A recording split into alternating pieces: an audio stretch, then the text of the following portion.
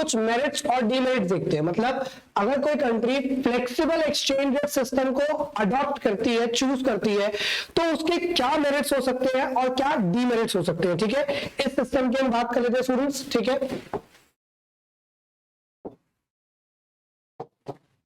Merits and then demerits. Okay, तो सबसे पहला मेरिट देखते हैं हमारे पास क्या है, maintains equilibrium level, maintains equilibrium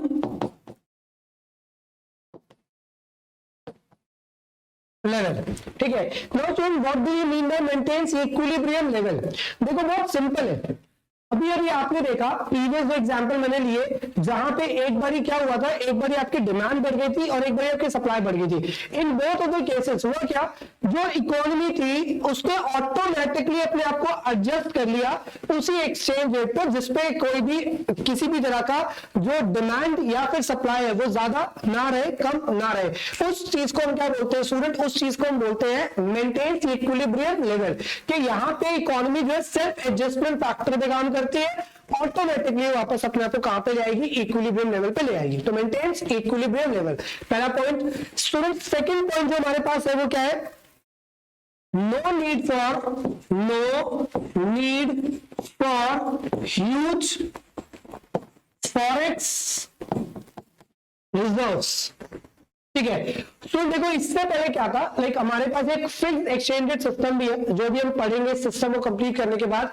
under fixed exchange regime था क्या, गवर्नमेंट ना फिक्स कर देती थी एक्सचेंज रेट को, कि जो एक्सचेंज रेट है वो इतना ही रहेगा। अब इंटरनेशनल मार्केट में तो एक्सचेंज रेट चेंज हो सकता है, तो आप कैसे करोगे। तो उस केस में गवर्नमेंट क्या करती थी, अपने पास रिजर्व बना के रखती थी। ठीक है, कि जब महंगा होगा तो हम क्या करेंगे, अपने रिजर्व में से बेच देंगे। ठीक है, इस तरीके से गवर्नमेंट करती थी। जैसे आपको समझ में आता है ना, गवर्नमेंट क्या करती है, आपको पता है गवर्नमेंट जो ग्रेन होते हैं, फूड होता है, उसका भी रिजर्व बना के रखती है, ताकि उसी मतलब इन केस ऑफ कभी भी कोई इमरजेंसी, किसी भी तरह की सिचुएशन आएगी तो गवर्नमेंट अपने रिजर्व में से दे सके, लोगों को किसी भी तरह की जो सप्लाई की प्रॉब्लम है वो ना हो, प्राइसेस ना बढ़े। तो same under fixed exchange rate regime क्या होता था, गवर्नमेंट को फॉरेक्स मेंटेन करना पड़ता था। अब यहाँ पे तो सेल्फ एडजस्टमेंट है, इकोनॉमी ऑटोमेटिक एडजस्ट कर रही है, तो इसलिए क्या होगा, इसलिए एडजस्टमेंट खुद ही हो जाएगी। ठीक है, आगे हमारे पास क्या है स्टूडेंट्स, आगे हमारे पास है optimum utilisation of resources. Optimum utilisation resources, यहाँ पे क्या था, यहाँ पे जो आपके रिसोर्सेस से स्टूडेंट्स वो क्या होते थे, वो ऑप्टिमम लेवल पे यूटिलाइज हो जाते थे। कैसे, अब आप देख रहे हो किसी, यहाँ पे क्या था, गवर्नमेंट के पास अननेसेसरली फॉरेक्स के रिजर्व मेंटेन करने पड़ रहे थे, जो कि एक इकोनॉमी के लिए क्या है, जो कि इकोनॉमी के लिए एकदम वेस्ट कॉन्सेप्ट है। और ऊपर से जब आपका रेट ऑफ एक्सचेंज बढ़ गया तो गवर्नमेंट को अननेसेसरली उन जगह पे जो कि शायद मैंडेटरी थे, नेसेसरी थे, वहां से फॉरेक्स को विड्रॉ करके ऐसी जगह लगाना पड़ता था।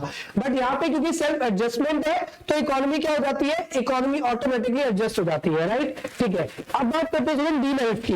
डीमेरिट्स में क्या है,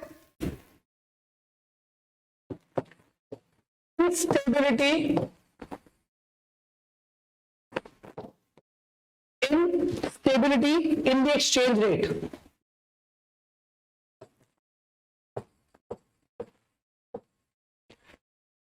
अभी आप कहोगे सर यहाँ तो देखो एक्सचेंज मतलब इक्विलिब्रियम रहता है, यहाँ तो एक्सचेंज रेट अनस्टेबल है। बिल्कुल है, इक्विलिब्रियम की वजह से देखो कभी क्या हो रहा है, कभी करेंसी की वैल्यू बढ़ जा रही है, कभी करेंसी की वैल्यू कम हो जाती है, करेंसी की वैल्यू कभी कम हो रही है, कभी बढ़ रही है। मतलब जो एक्सचेंज रेट है उसमें क्या है, इनस्टेबिलिटी है, कभी वो ज्यादा है कभी वो कम है, स्टेबल नहीं है भाई। Under fixed exchange rate regime government क्या करती थी, गवर्नमेंट उसको फिक्स कर देती थी। मतलब करेंसी एक्सचेंज रेट की जो फ्लक्चुएशंस है वो खत्म हो जाएगी।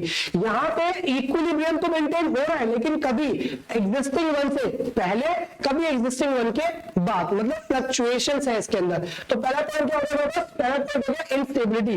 दूसरा पॉइंट सुबह हमें रखा है स्पेक्युलेटिव एक्टिविटीज। Speculative activities. अब स्टूडेंट इस तरह के केसेस में जो स्पेक्युलेशन होता है वो बहुत ज्यादा क्या होता है, बहुत ज्यादा बढ़ जाता है, क्योंकि इसमें क्या होगा, इसमें ये होगा कि जो करेंसी है वो बहुत ज्यादा फ्लक्चुएट हो रही है। तो अगर कोई करेंसी, जो कोई इकोनॉमी वीक है, तो वहां पे फॉरेन इन्वेस्टमेंट जो होते हैं वो ऑलमोस्ट ना के बराबर हो जाती है, क्योंकि जब इतनी फ्लक्चुएशन किसी करेंसी के अंदर आएगी तो फॉरेन इन्वेस्टर्स ये सोचेंगे भाई इतनी फ्लक्चुएशन है, अगर हम इन्वेस्ट कर दे कल को उसकी वैल्यू कम हो जाती है तो हमारा तो लॉस रहेगा। तो जो स्पेक्युलेटिव एक्टिविटीज है उसको ये कुछ हद तक क्या कर देता है, डिस्करेज करता है। ठीक है स्टूडेंट्स, थर्ड पॉइंट जो दे रखा है, and that is creates inflationary situation, creates inflationary situation. अब बात करते हैं स्टूडेंट्स इन्फ्लेशनरी सिचुएशन कैसे क्रिएट करता है। What is inflation students? Aggregate demand aggregate supply में समझाया था मैंने आपको कैसे, क्योंकि देखो सर सिंपल सी बात है कि जब आपकी डिमांड बहुत ज्यादा हो जाएगी तो उस केस में क्या होगा, उस केस में आपकी इकोनॉमी के अंदर प्राइसेस बढ़ जाएंगे। अब यहाँ पे हमने केस पढ़ा स्टूडेंट डेप्रिसिएशन और एप्रिसिएशन का। सोचो डेप्रिसिएशन में क्या होता है, डेप्रिसिएशन में आपकी करेंसी की वैल्यू क्या हो जाती है, कम हो जाती है। डेप्रिसिएशन में क्या होता है स्टूडेंट्स, डेप्रिसिएशन में हमारी जो करेंसी है उसकी वैल्यू कम हो जाती है। यहाँ पे जो समझा रहा हूं थोड़ा सा ध्यान से समझना है। देखो डेप्रिसिएशन में वैल्यू कम हो रही है, वैल्यू कम होने का मतलब हमारी वैल्यू कम होना, मतलब जो सेम डॉलर है now it can buy more rupee, same dollar can buy more rupee, more rupee means more number of goods, more rupee means more number of goods। ठीक है, तो डेप्रिसिएशन क्या करता है, डेप्रिसिएशन आपकी करेंसी की value को कम कर देता है, जिसकी वजह से फॉरेनर्स क्या हो जाते हैं, अट्रैक्ट हो जाते हैं